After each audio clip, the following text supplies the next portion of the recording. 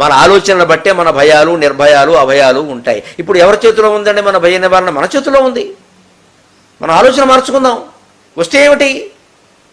తీసుకోవలసిన జాగ్రత్తలు తీసుకుందాం. ఇవాళ కరోనా నివారణ కోసము అంటే కనీసం తీసుకోవలసిన జాగ్రత్తలు తీసుకుని మనం నిర్భయంగా ఉండడం చాలా ముఖ్యం. కనీసం తీసుకోవలసినవి ఏమిటి? ఇదిగో ఏదో కరాగ్రేవసతే లక్ష్మి, కర మధ్యే సరస్వతి, కరమూలే స్థిత అగౌరి, ప్రభాతే కరదర్శనం అని చెప్పారు. ఆ శ్లోకాన్ని కొంచెం మార్చుకోవాలి. కరాగ్రే వసతే సబ్బు, ఎప్పుడు సబ్బు నీళ్ళతో ఇలా చేతులు కడుక్కుంటూనే ఉండాలి, తప్పదు. అది కూడా శానిటైజర్ కంటే సబ్బే నయం, అందులో కల్తీలు వస్తున్నాయి. కరాగ్రే వసతే సబ్బు, కరద్వయే నమస్కృతం, రెండు చేతులు ఎత్తి నమస్కారం చేయాలి. ఎవరికి కరచాలనం చేయొద్దు.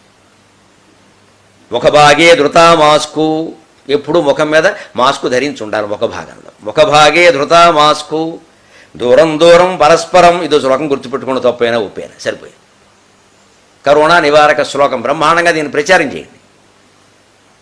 అన్ని జాగ్రత్తలు ఇందులో ఉన్నాయి, అందుకని సరదాగా పెట్టేసిన శ్లోకంలో ఉన్నాయి. కరాగ్రే వసతే సబ్బు, కరద్వయ నమస్కృతం, కరద్వయ నమస్కృతికి పోని, రెండు చేతులతో ఇలా ఎత్తి నమస్కారం చేయాలి, ఎవరి చేతులు కలపద్దు. కరాగ్రే వసతే సబ్బు, కరద్వయ నమస్కృతికి,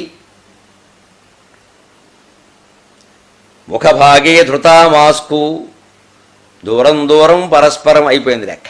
మణిప్రబాళ శైలి అంటారు దీన్ని, తెలుగు మాటలు సంస్కృత మాటలు అన్నీ కలిపేసి. ఇలాంటి చమత్కార శ్లోకాలు ఎలాగా ఉండాలి, ఉంటే గుర్తుంటాయి. ఈ కనీస జాగ్రత్తలు ఇవి. ఆ పైన బాగానే ఉంది. ధనియాలు, జీలకర్ర, అల్లం, వెల్లుల్లి, మామూలే రకరకాల మధ్యలో లాగించడమే. యాలకులు, లవంగాలు,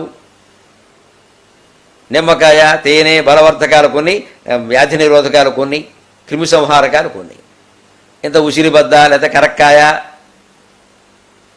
వేడి నీళ్ళు, అప్పుడప్పుడు ఆవిరి పడుతూ ఉండడం, వేడి నీళ్ళలో ఉప్పేసుకుని పుక్కిలిస్తూ ఉండడం. అంటే ఇవి కనీస జాగ్రత్త. ఇవి తీసుకున్న కంటే ఇంతకంటే గొప్ప జాగ్రత్త ఏమిటి? నాకు రాదు, వచ్చినా నాకు భయం లేదు. 14 రోజులు విశ్రాంతి అనుకుంటాను, ఏకాంతం అనుకుంటాను, జపం చేసుకుంటాను. నా జోడికి ఎవడు రాడు కదా, నేను ఏ పని చేయక్కర్లేదు కదా అని నిర్భయంగా ఉండాలి.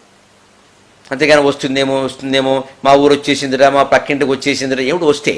ఈ ప్రచారాలు ఊరికే మనమే చేస్తున్నాం ఇంకా రాకుండానే. ఈ ప్రచారంలో మూల కారణం ఏమిటంటే మనకు వస్తుందేమో అని భయం. వాడికి వచ్చినప్పుడు మనకి రాదండి, వాడు మనమే అనడు కదా. ఎందుకంత భయం? మంచిది. ఆ నిర్భయత్వం అనేది ముందు అలవాటు చేసుకోవాలి. కరోనాకు కూడా ప్రత్యేకమైనటువంటి ధైర్యం ఏం లేదు, మన భయమే దాని ధైర్యం. లేకపోతే ఇంత క్రిమి వెంట్రుకలో వయ్యోవంతు లేదు, ప్రపంచాన్ని భయపడేవంటే మనం భయపడుతున్నాం. అలాగా రాకుండానే వచ్చేస్తుందేమో, పక్కింట్లో వచ్చేసిందిట, పైవాటాలో వచ్చేసిందిట, మన మూతిలో కూడా వస్తుంది. ఏమిటా వస్తే? 10 రోజులు పడుకుంటాం, లేస్తాం. 95% మంది బతుకున్నారండి. కేవలం పోతున్నవాడు 5% కూడా లేదు, 3% కూడా లేరు. 3% కూడా లేరు. ఎందుకంత భయపడాలి? ఈ వ్యక్తిగతమైనటువంటి ఆశలు, దురాశలు, కాంక్షలు లేకపోతే ఏ రోగానికి అంత భయపడక్కర్లేదు.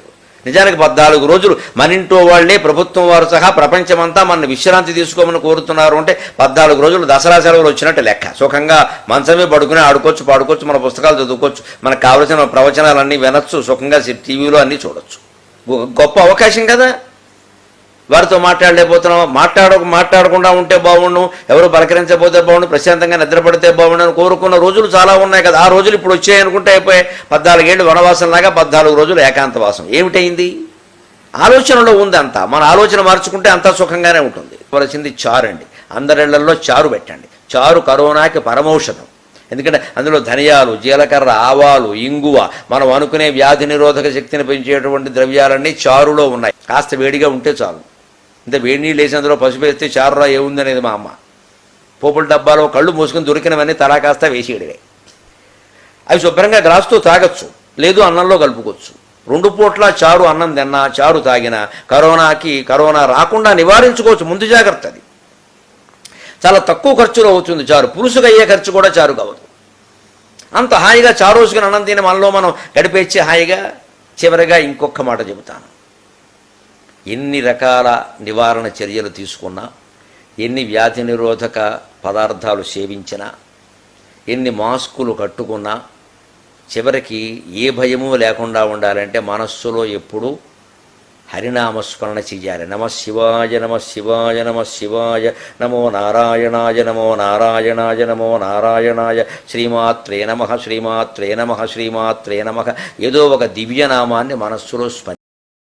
మీకు కానీ మా వీడియో నచ్చితే లైక్ చేయండి, షేర్ చేయండి, సబ్స్క్రైబ్ చేయడం మర్చిపోకండి.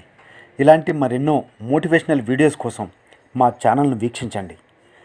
Thank you for watching.